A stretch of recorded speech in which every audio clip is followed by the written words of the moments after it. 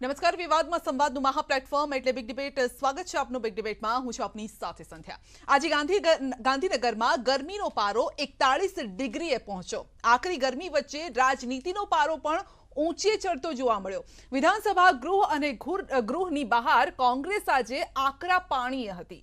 કોંગ્રેસે યુવા સ્વાભિમાન સંમેલનનું આયોજન કરી અને પેપર લીક, રોજગારી, શિક્ષણ મુદ્દે સરકારને ઘેરવાનો પ્રયત્ન કર્યો. પણ બન્યું એવું કે રાજ્યભરમાંથી યુવાનો એકઠા થાય તે પહેલા જ તેમને નજર કેદ કરી દેવાયા. તેમ છતાં પણ જેટલા પણ યુવાનો ત્યાં પહોંચ્યા તેઓમાં પણ જોશ મજબૂત હતો.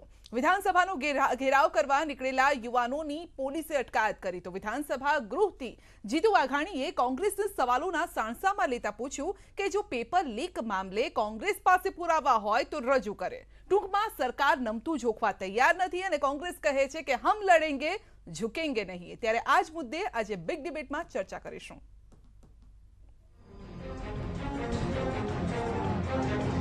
યુવાનોથી આ ગભરાઈ ગયેલી સરકાર ધારાસભ્યોને પણ રોકવા માટે પ્રયત્ન કર્યા.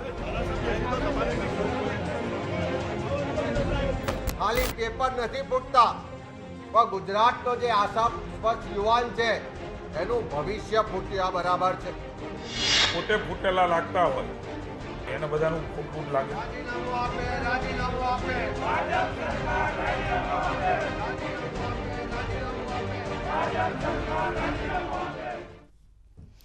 તો સવાલ એ છે કે વિપક્ષના વાર, સરકારનો પલટવાર અને આની વચ્ચે 2022ની વિધાનસભાની ચૂંટણી અને શું પેપરના બહાને પરિણામની આ તૈયારી થઈ રહી છે અને બીજેપીને ઘેરવાનો જે પ્રયત્ન થઈ રહ્યો છે. બીજેપીની સામે પણ સવાલો ઘણા બધા છે. રોજગારીનો સવાલ છે, શિક્ષણનો મુદ્દો છે, યુવાનોનો મુદ્દો છે અને ગઈકાલે પણ જે પેપર લીક થયું, આ પહેલા પણ જે પેપર લીક થયા, તમામ મુદ્દા છે. આ મુદ્દે આપણે ચર્ચા કરીશું. ચર્ચામાં મારી સાથે બીજેપી તરફથી યજ્ઞેશભાઈ આપણી સાથે છે, કોંગ્રેસ તરફથી હેમાંગભાઈ આપણી સાથે જોડાયા છે, પ્રણવભાઈ ઠક્કર આપણી સાથે છે, આમ આદમી પાર્ટી તરફથી અને જીગરભાઈ દોશી રાજકીય વિશેષજ્ઞ. તમામ મિત્રોનું સ્વાગત છે. હેમાંગભાઈ, પહેલા આપની પાસે આવીએ. આપના જે મુદ્દા છે, આજનું જે યુવા સંમેલન હતું, સવાલ એ છે કે કાર્યક્રમ પહેલાથી નક્કી હતો, યુવાનો એકઠા થવાના છે, પરંતુ એ પહેલા જ તેમને નજર કેદ કરી દેવામાં આવ્યા હતા. ઘણા યુવાનો સાથે મારે પણ પર્સનલી વાત થઈ, તેમણે કહ્યું કે 5 વાગે અમને ઘરેથી લઈ જવામાં આવ્યા અને અમને નજર કેદ કરી દેવામાં આવ્યા. ક્યાંક પોલીસ સ્ટેશનમાં બેસાડી રાખવામાં આવ્યા. છેલ્લા 10-10 કલાકથી એ લોકો ત્યાં બેઠેલા હતા. ગુજરાતની અંદર યુવા સ્વાભિમાન સંમેલન જ્યારે વિધાનસભા ઘેરાવની જ્યારથી જાહેરાત કરવામાં આવી ત્યારથી આ ભારતીય જનતા પાર્ટીની સરકાર છે એકદમ ડરી ગઈ હતી. ગઈકાલે રાતથી માત્ર અમદાવાદમાં નહીં પરંતુ ગુજરાતના દરેક જિલ્લામાં 5000થી વધારે કાર્યકર્તાઓને ડિટેન કરી દેવામાં આવ્યા અને એ લોકોને નજરકેદ કરવામાં આવ્યા છે અલગ અલગ જિલ્લાઓની અંદર. આવી પરિસ્થિતિની અંદર ગાંધીનગરની અંદર આ ડરેલી સરકારે ગાંધીનગરની પોલીસ ઓછી પડતી હતી માટે અરવલ્લી અને સાબરકાંઠાની પોલીસ બોલાવી અને ડીજીએ ખાસ કરીને એસઆરપીની જે રિઝર્વ પોલીસ હોય સ્ટેટની એની કુમક પણ મોકલવી પડી. આવી પરિસ્થિતિનું નિર્માણ થયું હોય તો પણ ગુજરાતના યુવકો જે છે અને ખાસ કરીને ગુજરાત કોંગ્રેસના એક યુવકોએ આજે આખા ગાંધીનગરને યુવાનોના રોજગાર માટે ને યુવાનોના પ્રશ્નો માટે આખા ગાંધીનગર ઉપર આજે જાણે હલ્લાબોલ કર્યો હોય વિધાનસભા ઉપર એવી પરિસ્થિતિ હતી. ગુજરાત વિધાનસભાની અંદર અમારા યુથ કોંગ્રેસના પ્રમુખ વિશ્વનાથસિંહ, અમારા રાષ્ટ્રીય પ્રમુખ બીવી શ્રીનિવાસ અને ઘણા બધા કાર્યકર્તાઓએ ગુજરાત વિધાનસભાની અંદર આ એક પોલીસ માટે આટલી બધી વ્યવસ્થા હતી તો પણ સરકાર અને ગૃહમંત્રી માટે શરમજનક કહેવાય કે અમારા કાર્યકર્તાઓ વિધાનસભામાં પહોંચીને બેરોજગારીનું પૂતરું બાળીને આ સૂતેલી સરકારને જગાડવાનો એક પ્રયત્ન કર્યો. યુવાનોની માંગો શું છે સંજય? યુવાનોની માંગો સિમ્પલ છે કે આ પેપર ફૂટે છે તો એના માટે કાયદો આવવો જોઈએ. શું ખોટી માંગ છે? આ પેપર ફૂટે રાજસ્થાનની અંદર 45 દિવસની અંદર પેપર ફૂટનારને જેલમાં ધકેલી દેવામાં આવ્યા. બધે ફૂટે છે પણ આ તો સળંગ 14, 15, 16, 22 અલગ અલગ કહેવા જઈએ તો પેપરો ફૂટે. હજી ગઈકાલે જ પેપર ફૂટ્યું. આ સ્વાભિમાન રેલીની તો જાહેરાત થોડાક દિવસ પહેલા કરવામાં આવી હતી, છતાં પણ અમારા ધારાસભ્યશ્રીઓએ આને ગૃહમાં પણ ઉઠાયું અને અમારા યુથ કોંગ્રેસના કાર્યકર્તાઓએ આને રોડ ઉપર પણ લઈ ગયા. 40 ડિગ્રી 45 ડિગ્રી ગરમી હોય પરંતુ આ ભારતીય જનતા પાર્ટીના શાસન સામે યુવાનો એક નવી આઝાદીની લડાઈ લડવી પડશે અને કોંગ્રેસ યુવાનો સાથે નવી આઝાદીની લડાઈ લડવા માટે કટિબદ્ધ છે. ઓકે, યજ્ઞેશભાઈ, માનો છો કે આ કોંગ્રેસ જે મુદ્દા લઈને આવી છે, રસ્તા પર ઉતરી છે, ગૃહમાં પણ ઉઠાવી રહી છે, આ મુદ્દા છે, ધરાતલ પર આ મુદ્દા છે કારણ કે ગઈકાલે જ પેપર ફૂટ્યું છે? પહેલા તો મુદ્દા હોય કે ન હોય, વિપક્ષને વિરોધ કરવાનો અને રજૂઆત કરવાનો ચોક્કસ અધિકાર છે. ઓકે, અધિકાર અને છે. અધિકારની બાબતે આપણે ના નથી પડતા, પરંતુ વિધાનસભા એ લોકશાહીનું મંદિર છે.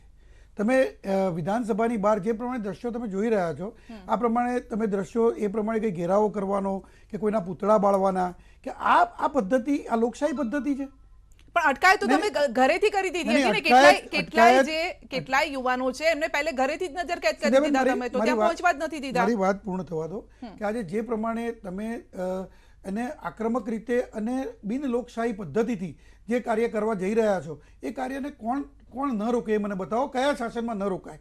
આજે જ્યારે કોંગ્રેસના શાસન હતા ભૂતકાળમાં, ત્યારે પણ આવા કાર્યો કોઈ પણ પક્ષ કરવા આવતો હતો ત્યારે રોકવામાં આવતા હતા. બીજી વાત એ છે કે પેપર ફૂટવાની તમે જે વાત કરી, તો પેપર ફૂટ્યું એને કહેવાય જ્યારે પરીક્ષા શરૂ થાય ને એ પહેલાં એ પેપર બધાના હાથમાં પહોંચી ગયું હોય અથવા તો અમુક તત્વોના હાથમાં પહોંચી ગયું હોય, અમુક એને પેપર ફૂટ્યું કહેવાય. જ્યારે પરીક્ષા શરૂ થયા બાદ જે પ્રશ્ન ઉપસ્થિત થયો એને કોપી કેસ કહી શકાય. કોપી કેસની અંદર જે તે વ્યક્તિ છે એ વ્યક્તિને બિનજામીન પાત્ર સજા પણ એને ધરપકડ પણ કરવામાં આવી છે, જેમાં એના જામીન પણ નથી અને એ ધરપકડ પણ કરવામાં આવી છે. જીતુભાઈ વાઘાણી તો કહી રહ્યા છે એવું પેપર કઈ ફૂટ્યું જ નથી. તમે તો કઈ વાતને જ નકારી રહ્યા છો. હું એ જ કહું છું, પેપર વાતને જ નકારી રહ્યા છો. કોપી કેસની વાત છે એની વાત કરું છું. કોપી કેસે પેપર ફૂટ્યું જ નથી. અને જો જીતુભાઈ વાઘાણીએ પણ જણાવ્યું અને હું પણ જણાવું છું જાહેરમાં કે કોંગ્રેસ જોડે કોઈ પેપર ફૂટ્યાનો પુરાવો હોય, પેપર ફૂટ્યું એટલે પરીક્ષા શરૂ થયા પહેલા એ પેપર કોઈના હાથમાં પહોંચ્યો એવો પુરાવો હોય તો આપના ન્યૂઝ 18ના માધ્યમથી હું જણાવું છું. થોડા સમયમાં જવાબ આવી જાય છે તો પછી આ શું છે હેમાંગભાઈ? આ શું થોડા સમયમાં જવાબ પણ આવી જાય છે તમારી પાસે, તો આ પેપર ફૂટ્યું કહેવાય કે પછી કોપી કેસ છે?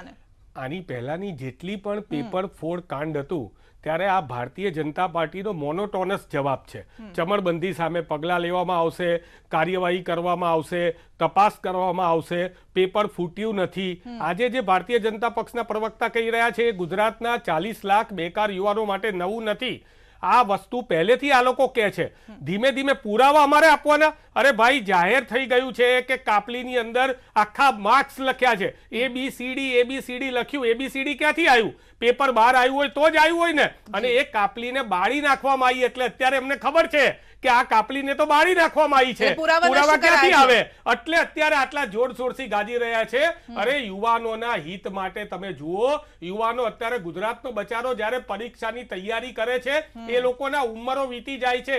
પરીક્ષાની તૈયારી કરનાર યુવાનના ઘરની હાલત શું છે એ તો જુઓ. એમનું મોરલ તૂટી રહ્યું છે. હું તો કહું છું માનવતાની દ્રષ્ટિએ કોંગ્રેસ ભાજપ બધું ભૂલી જાઓ, પણ આવી રીતે તમે ઉપરથી આવા જે લોકો છે એને છાવરવાનો પ્રયત્ન શા માટે કરો છો? એકવાર કહી દો ને કે ફૂટેલું છે પેપર અને આ પેપર ફૂટ્યું છે તો આના ઉપર પણ અમે કાર્યવાહી કરીશું. તો પછી સરકારનું નાક કપાય ને. જો એ માની લે તો પછી સરકારનું નાક કપાય અથવા તો નીતિ સામે સવાલ ઊભા થાય. કપાયેલું સરકાર જે છે પહેલેથી એનું ફરીથી નાક ક્યાં કપાવવાનું છે? 14 વાર નાક કપાઈ ગયું છે. નીતિ સામે સવાલ ઊભા થાય છે દર વખતે શિક્ષણ જગતમાં નીતિ સામે સવાલ ઊભા થાય છે. એક બાદ એક પેપર ફૂટે છે. જ્યારે ગુજરાતની જો વાત કરીએ તો રોજગારી આપવામાં ગુજરાત મોખરે રહ્યું છે, ભલે ખાનગી ક્ષેત્રે હોય, જાહેર ક્ષેત્રે હોય કે સરકારી ક્ષેત્રે હોય.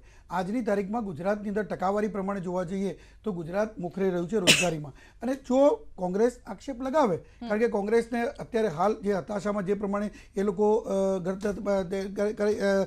ગયેલા છે અને હતાશામાંથી બહાર આવવા માટેના કોઈ પણ એમને તણખલા જો મળતા હોય તેવા તણખલા એમને કોપી કેસને જો પેપર ફૂટવાના નામે જો લેવા હોય તો એ લઈ શકે છે, એમાં વાંધો નથી. પરંતુ એ પ્રજા સમજે છે, ગુજરાતની પ્રજા, અને ગુજરાતની પ્રજાએ અગાઉ પણ સમજેલું છે. છતાં કોંગ્રેસ પોતે સમજતી નથી, કોંગ્રેસના નેતાઓ સમજતા નથી. અને આજે જે કોંગ્રેસના જે પ્રમાણે આજે એમના ભૂતપૂર્વ પ્રમુખ વાત કરી રહ્યા હતા કે પેપર ફૂટ્યું નથી, નસીબ ફૂટ્યું. નસીબ નહીં, તમે ફૂટેલા છો. તમારા નસીબ છેલ્લા 27 વર્ષથી ફૂટેલા છે. એટલે ગુજરાતની જનતા તમને સાથ નથી આપતી. જનતા જવાબ આપશે ને, એ જનતા જવાબ આપશે. જનતા જવાબ આપી ચૂકી છે. 27 વર્ષથી જનતા જવાબ આપી રહી છે, છતાં એમને ખબર નથી પડતી કે અમે કઈ પરિસ્થિતિમાં છીએ. તમે તો તમારી જવાબ, પ્રણવભાઈ, સરકાર એની જવાબદારીમાંથી છટકી રહી છે. જે રીતે પેપર ફૂટવાની વાત છે તો કોપી કેસની વાત કહી રહી છે, તો પહેલાના પેપરોનું શું થયું? કેટલા લોકોને સજા કરીને કેટલું શું થયું? બેન, પહેલા તો છે ને દરેક વિદ્યાર્થીઓ નું નસીબ ખરાબ છે કે બીજેપીની સરકારમાં એમને પરીક્ષા આપવી પડે છે. કોઈનું નસીબ ખરાબ નથી, ખાલી વિદ્યાર્થીઓનું નસીબ ખરાબ છે. બીજેપીના મળતિયાઓને, બીજેપીઓને તો જે ફંડ આવે છે એમાંથી તો એમને જલસા જ છે. બીજી એક વસ્તુ કહું બેન તમને કે વન રક્ષક હોય ને એની પરીક્ષા છે ને એ કોઈ એના માટે કોઈ નોટબુક નથી. કોઈ એની બુક નથી કે જેમાંથી તમે કોપી કરીને રાખી શકો કે ભાઈ આ પ્રશ્ન આવશે, પેલો પ્રશ્ન આવશે, પેલો પ્રશ્ન આવશે. આ તો રીતસરનું પેપર ફૂટી જ ગયું છે. તમે સમજો કે છોકરો બાર યુરિન માટે જાય છે અને 10 મિનિટની અંદર પાછો આવે છે અને એ 1 કલાક પહેલા જાય છે. હવે આ આટલા બધા જે સિક્વન્સ વાઇઝ જવાબ લખવાના હોય એ લખીને રેડી હતા અને 10 મિનિટમાં એ છોકરો લઈને આવી જાય છે. એનો મતલબ કે પેપર જ ફૂટ્યું છે. બિલકુલ. કોપી કેસ નહીં, પણ તું કોપી કેસ કેમ કરાવી રહી છે? બીજેપી અને કોપી કેસ કહી રહી છે. હાજી બેન, બીજેપી અને કોપી કેસ કઈ રીતે કહી શકે? ના જ કહી શકે, પણ બીજેપીની સરકાર છે એટલે એમને જેમ બોલવું એમ બોલી શકે એવું છે. અત્યારે એવું છે કે એમને એવું છે કે ભાઈ ઇલેક્શનમાં અમે જીતી જઈએ એટલે અમે રાજા કહેવાય, અમે જે કરવું એ કરીએ. વિદ્યાર્થીઓ તમે સમજો કે હજી આ 14 વખત પેપર ફૂટે છે, હજી એ પોતે એવું કહે છે કે અમને જીતાડો છો તમે એટલે 28 વખત એ ફૂટશે અને તોય તમે કશું નહીં કરી શકો. બીજું, રોજગારીની વાત એમને કરી. તમે રોજગારી પહેલા તમે જોઈ લો કે ગુજરાતનો 3જો નંબર આવતો હતો રોજગારી આપવામાં, અત્યારે 11મો નંબર આવે છે. યજ્ઞેશભાઈ, તમે ખાલી ડેટા ચેક કરજો જે તમારી ગવર્મેન્ટે આપેલો છે, મેં નથી આપેલો આ વસ્તુ. જી યજ્ઞેશભાઈ, મેં જે વાત કરી એમને કદાચ પૂરી નહીં સાંભળી હોય. મેં આજે જાહેર ક્ષેત્રની અંદર, ખાનગી ક્ષેત્રની અંદર અને જે રોજગારીનો મતલબ એ નથી કે સરકારી નોકરી જ ખાલી. રોજગારીનો મતલબ એ છે કે વ્યક્તિને આજે જે પ્રમાણે સ્ટાર્ટઅપમાં લોન જે કરી તે સ્ટાર્ટઅપની લોનમાં આજે ગુજરાત મોકલી રહ્યું અને એ સ્ટાર્ટઅપની લોન જે પણ વ્યક્તિઓને આપવામાં આવી એને રોજગાર માટે આપવામાં આવી છે. એટલે એ રોજગારી, મેં રોજગારી શબ્દ વાપર્યો છે એટલે એમને પૂરો શબ્દ નહીં સાંભળ્યો હોય, એમને માત્ર ને માત્ર સરકારી નોકરી શબ્દ સાંભળ્યો છે. અને રોજગારી આપવામાં આજની તારીખમાં પણ ગુજરાત મોકલી રહ્યું છે. એમને ખ્યાલ હશે કે સ્ટાર્ટઅપની સૌથી વધારે લોન જે કરી એ MSMIની સૌથી વધારે લોન જે કરી એ પણ ગુજરાતમાં અપાઈ છે. એટલે ગુજરાત મોખરે લોન અપાઈ એનો મતલબ એ છે કે વ્યક્તિઓ કંઈક ના કંઈક બિઝનેસ કરવા માટે લોન લીધી છે. કારણ કે ગુજરાતીઓ ક્યારેય કોઈ ચીટિંગ કે એવું સમજતા નથી. ગુજરાતી જ્યારે કોઈ પણ લોન લેતો હોય કે કંઈ પણ લેતો હોય તો વિચારીને લેતો હોય છે. એ ધંધો કરવા માટે લેતો હોય છે, કારણ કે ગુજરાતીના નસે નસમાં ધંધો વસેલો છે. એટલે એ ધંધો કરવા લોન લેતો હોય છે. આવી લોનો જે અપાઈ છે એ સૌથી વધારે ગુજરાતમાં અપાઈ છે. નોકરી નથી મળતી તો પછી સ્વરોજગાર ઉભો કરવો પડે છે ને જીગરભાઈ. સ્વરોજગાર પણ સરકાર દ્વારા જ ઉભો કરવામાં આવે છે, લોન પણ સરકાર દ્વારા જ આપવામાં આવે છે. પછી ચૂકતે પણ કરવાની હોય ને. જી જીગરભાઈ.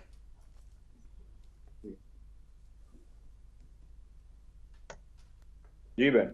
જી જીગરભાઈ, જે આ રાજકીય સમીકરણો રચાઈ રહ્યા છે, જે રીતે આજે કોંગ્રેસ પણ રસ્તા પર ઉતરી અને રોજગારીનો મુદ્દો હોય, શિક્ષણનો મુદ્દો હોય, આ સાથે જે પેપર લીકનો મુદ્દો હોય, તમામ મુદ્દે આક્રમક મૂડમાં જોવા મળી છે. આ આક્રમક મૂડ યથાવત રહેશે કોંગ્રેસનો?